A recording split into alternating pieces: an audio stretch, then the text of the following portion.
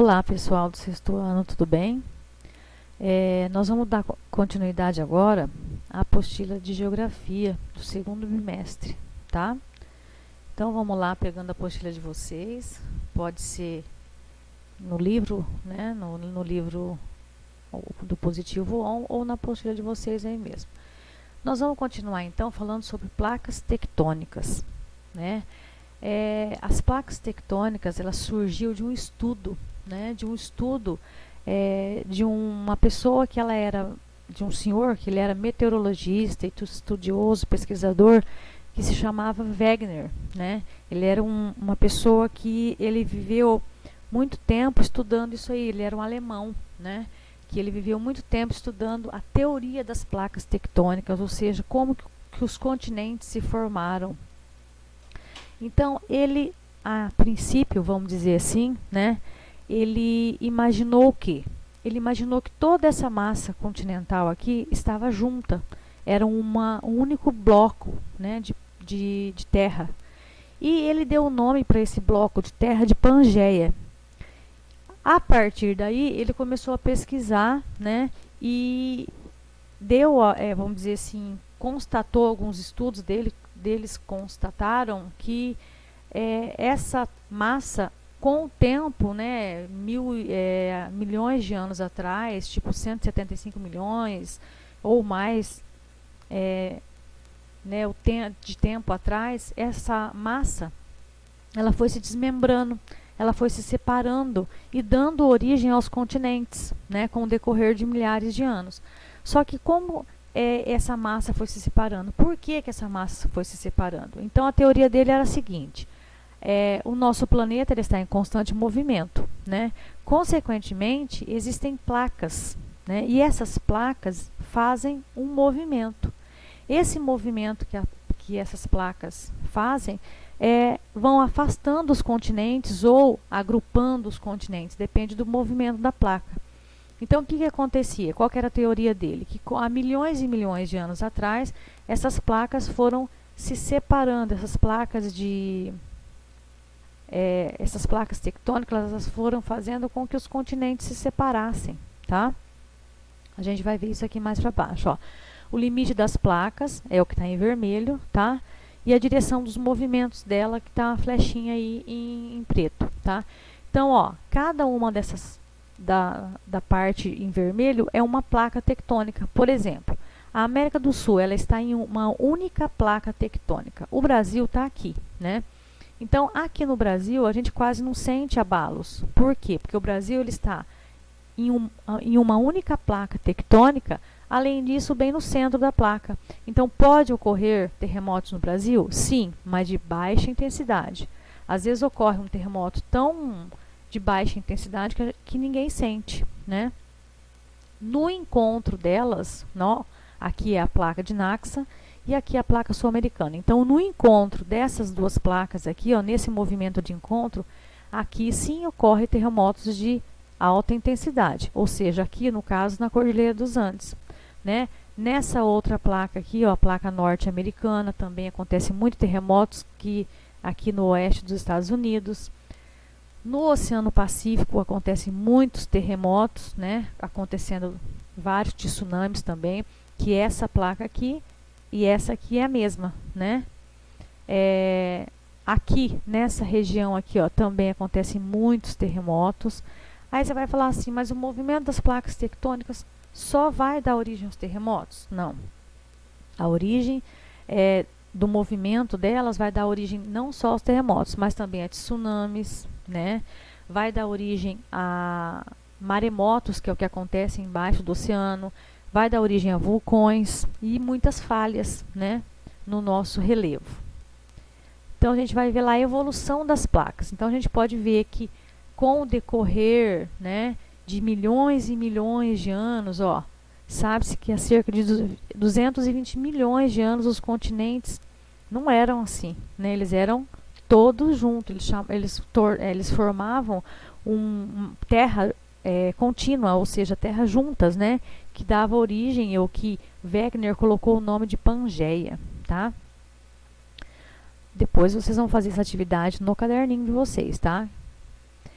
Aí a gente vai ver que esses movimentos que aconteceram, né, nas feições dos continentes, que eu acabei de falar, foi, vamos dizer assim, estudado por esse alemão aqui, né, por Wegener. Só que esse alemão, essa pessoa, ele morreu antes de terminar seus estudos, porque muita gente na época achava que não existia isso, que era coisa da cabeça dele, que ele estava né, arrumando explicação porque não, por uma coisa que não teria explicação, né? Só que ele morreu em 1930 e ele não conseguiu terminar a missão dele de provar isso aí. Mas outros pesquisadores que acreditavam também nisso, continuou seus estudos e continuou essa teoria, né, aprimorando, vamos dizer assim, essa teoria. Dentro da teoria da movimentação das placas tectônicas, existe a teoria do movimento orogenético, ou seja, de orogênese, que dentro dessa orogênese vão ser divididos em 3 movimentos: o de convecção, né, que a gente vai ver aqui, depois o movimento de movimentos de limites, vamos dizer assim, divergentes, tá? E os movimentos que são transformantes, tá? A gente vai ver cada um deles agora. Então, o que é o movimento convergente? O movimento convergente é quando as placas, elas olha lá, o movimento convergente são os movimentos que essas placas se encontram, elas fazem um choque. Então, o movimento convergente, as placas, uma empurra a outra, né? Aí, o que acontece no movimento convergente? Elas vão se encontrar, ó, uma vem para cá, outra vem para cá, ela vai acabar se encontrando e vai acabar ocorrendo o movimento de convecção, tá?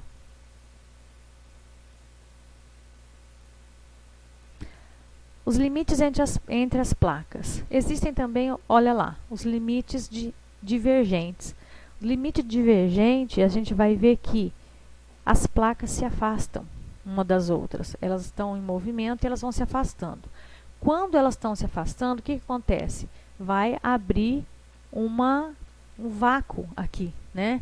E o que acontece? Por que essas placas se movimentam? Porque o magma, né, lá no núcleo do nosso planeta, ele está em constante movimento, né?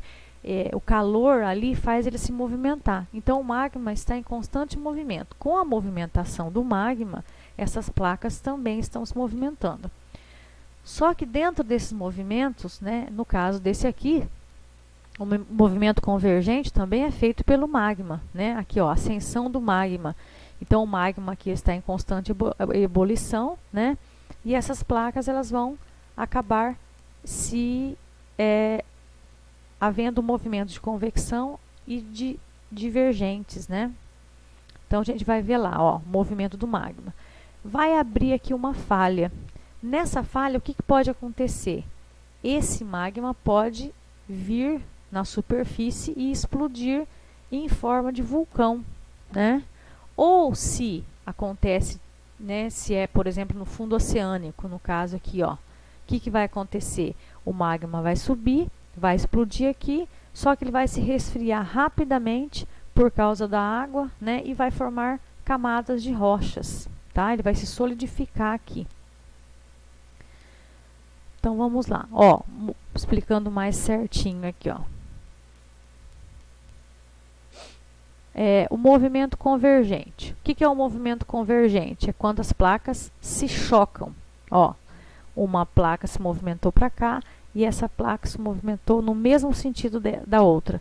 Então, elas se chocaram. Quando elas se chocam, acontece um movimento, um tremor, né? Esse tremor, com o passar de milhões de anos, o que pode acontecer? Pode iniciar uma formação montanhosa aqui, ó, tá? Quando essas placas, elas vão se chocando, vamos dizer, com o decorrer de milhões de anos, essa movimentação dela vai fazer com que aconteça elevações de relevo, e esse relevo, depois que as placas voltam ao normal, ele não volta mais ao normal. Ele se sobressaiu, vamos dizer assim. Então, ele ficou mais elevado ali, tá? Esse é o movimento convergente. quando as placas se chocam, tá? Os movimentos transformantes. Os movimentos transformantes são aqueles onde as placas se esbarram uma na outra. Ó, uma se movimenta para cá e outra para cá. Só que o que acontece? Elas se raspam uma na outra. Também acontecem terremotos, né? Também pode acontecer terremotos, sim. E dentro desses terremotos pode acontecer falhas aqui, ó. Entre uma e outras pode acontecer uma falha. Dentro desse movimento pode acontecer o quê? Um movimento onde elas acabam se afastando um pouquinho por causa do movimento esbarrando uma na outra. E pode acontecer algumas falhas, né? A falha de San Andreas, na Califórnia mesmo, é decorrente disso aqui, ó, de uma falha que aconteceu no movimento transformante das placas tectônicas, ok? Então, só revisando lá, ó, o movimento divergente é o movimento onde as placas se afastam uma das outras, tá? O movimento convergente é o movimento em que as placas vão uma em direção à outra, ou seja, as duas vão na mesma direção. E o movimento transformante é o movimento onde essas placas se esbarram uma nas outras, tá?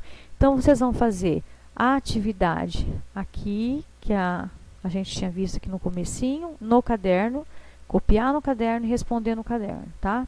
E aqui embaixo, vocês vão estar fazendo essa atividade também sobre placas tectônicas, só que daí na apostila, ok? Então, aguardo vocês, até a próxima aula. Tudo de bom para vocês, tá bom?